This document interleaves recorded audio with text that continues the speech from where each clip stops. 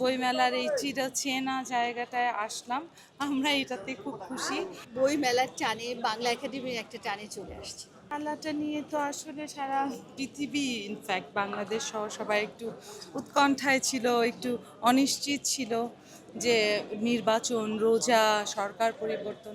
সেই হিসেবে আজকে যেটা সুন্দর করে উদ্বোধন হলো, আমরা সবাই স্বাভাবিকভাবেই একটা বইমেলার এই চিরচেনা জায়গাটায় আসলাম। আমরা এটাতে খুব খুশি।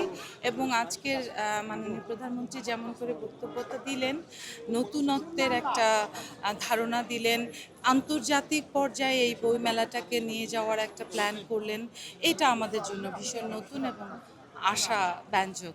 বইমেলা প্রত্যেকবারের মতোই অনেক সুন্দর উপস্থাপন হচ্ছে। আর এবারে একটু জাঁকজমকভাবে আমাদের প্রধানমন্ত্রী নতুন প্রধানমন্ত্রী এসেছেন, তার জন্যই জাঁকজমকভাবেই হচ্ছে।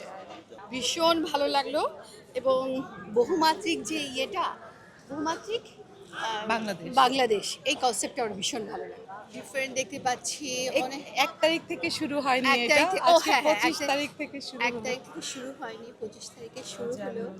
এবং সবাই সুন্দর রোজার মধ্যে যে সবাই এসছে রোজা রেখে, আমিও রোজা রেখে আসছি, ওই বই মেলার টানে বাংলা একাডেমির একটা টানে চলে আসছে।